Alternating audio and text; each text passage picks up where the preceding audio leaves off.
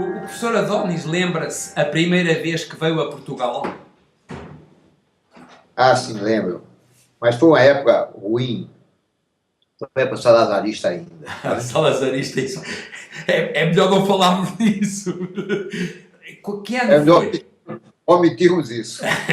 E depois veio com a Manuela, com a sua neta, Isso, eu vim do Congresso Europeu de Patologia e foi realizado o seu serviço, ou pelo menos pelo seu pessoal, e foi quando veio Manuela. E Manuela, de tal modo, se deslumbrou Portugal, que no fim decidimos que depois de passar o Congresso em Portugal, nós iríamos a Paris. Todo mundo já ouviu falar em Paris, inclusive ela. Ela, inclusive, fala um pouco de francês. Ela disse, não, eu prefiro continuar em Portugal. E aí nós ficamos no Congresso, e além do Congresso, coisa de 2 semanas, mais uma semana pelo menos. E isso é 89, que é o ano em que nós criámos o IPATIMUP. Porque nós criámos o IPATIMUP com o dinheiro dos lucros desse Congresso Europeu. Que bom.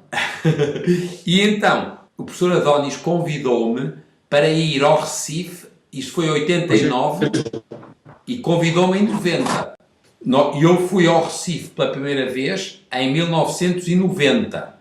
Isso, verdade. Eu creio que isso foi uma produção do Hospital Português. Exatamente. É o Hospital Português de Beneficência, né? Que é uma espécie de NPS, no Brasil, o NPS, que é a ciência social, a ciência governamental, e que, na época em que o Hospital Português cresceu, foi a época que os portugueses que migravam para Portugal, meu pai, por exemplo, meu tio, por exemplo, eles eram associados do Hospital Português. Pagavam uma quantia, ao que eu saiba, ao que eu me lembro, pequena, e tinha assistência médica completa no Hospital Português. O Hospital Português hoje é imenso. Ele cresceu muito. A esposa do professor Adonis era portuguesa? Do pai do professor... Não, do pai do professor Adonis, do seu pai. Não era. Não era. Os portugueses que chegavam, eles eram recebidos por uma companhia portuguesa que se chamava Franco Ferreira. E o Franco Ferreira era uma espécie de universidade de jovens portugueses que estavam emigrando.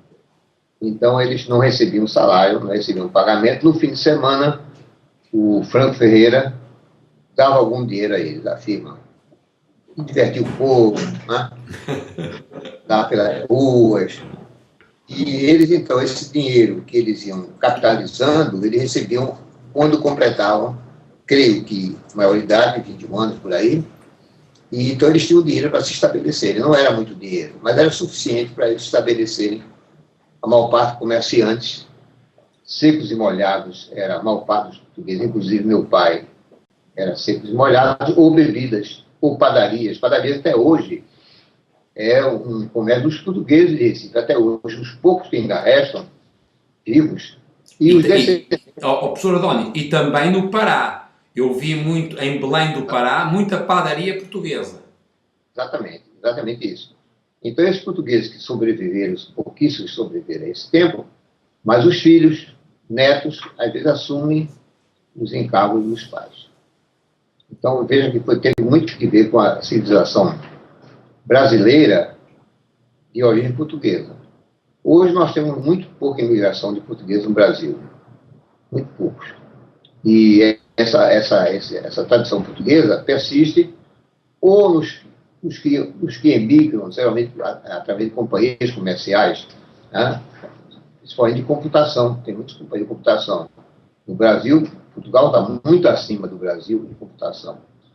Você sabe disso. Sim, e esses que estão hoje em Pernambuco, por exemplo, no Rio de Janeiro. Então, professor Adonis, agora eu queria só que o professor Adonis contasse duas coisas. Uma, o professor Adonis foi o primeiro presidente da Academia Internacional de Patologia do Brasil. Foi presidente da Academia.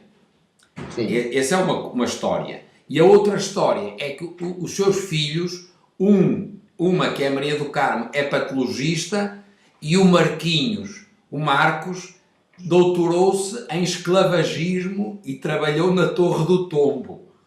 E, portanto, a sua ligação a Portugal permaneceu. Permaneceu, Até nos nomes. Porque nós escolhemos nomes, eu e minha mulher, escolhemos nomes lusos. Então, a Manuela é Manuela, com U, inclusive não é Manuela, Manuela, como se escreve em Portugal.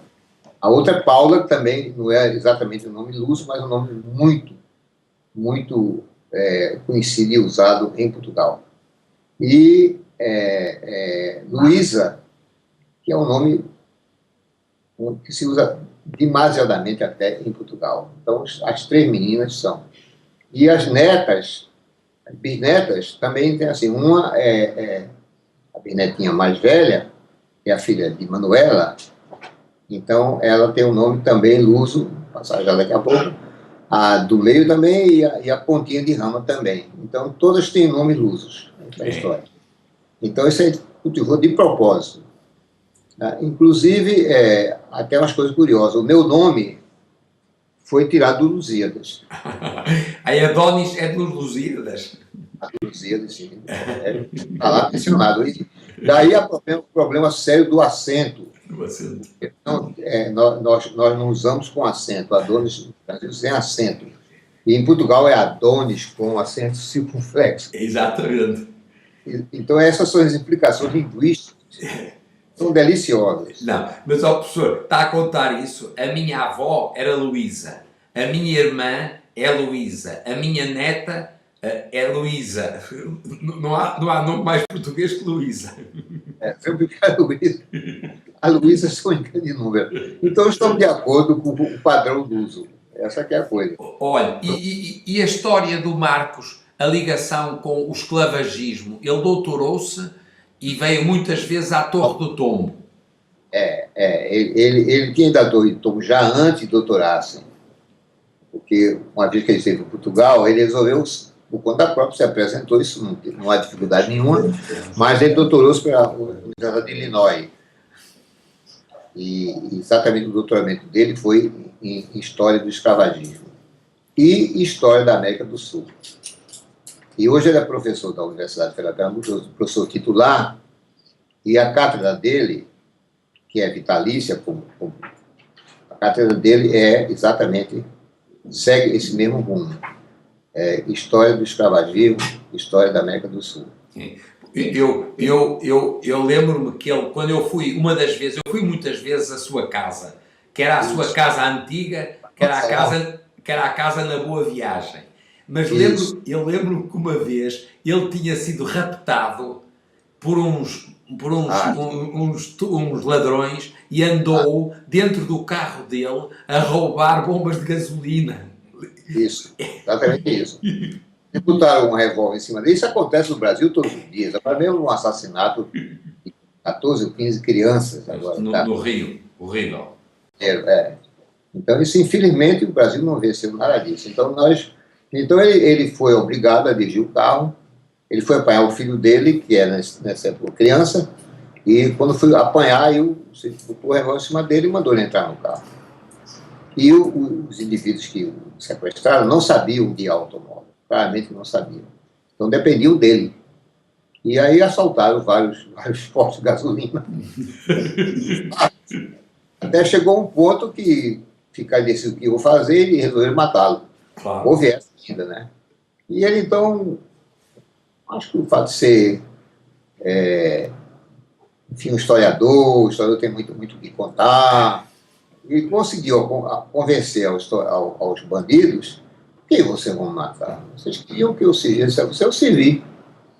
Trouxe aqui, mas eles tinham medo que Marcos sabia a essa altura onde ele morava. Parece que a história era essa. Porque foi levado em casa, que eles pediram. Então sabia onde moravam os bandidos. E ele conseguiu se livrar. Mas eu acho que isso também é muito, porque ele é parecido consigo, e a Maria do Carmo também, porque ele é um negociador. O senhor também é um negociador. Claro, somos, cara. É também a costela lusa. A Ah, costela lusitana, negociação. verdade, verdade. Bom, uma boa coisa é negociar. Se tivesse negociado certinho, aquela situação no Oriente Médio não estava como está.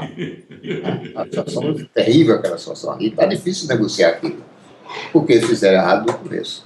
Tivesse colocado ali um luso, um navegador luso, naquela missão, ele tinha negociado bem. Olha, ó professor Adonis, e E agora? aí, tinha muito além dessa problema. Exatamente, além da TAP urbana, é verdade. Olha, e agora, só para terminar, portanto, o professor Adonis é patologista, a Maria do Carmo é patologista, o seu genro, o Évio, é oncologista e tem uma filha que é patologista, que é a Paula. Paula. E, portanto, Paula é assim. a tradição de patologia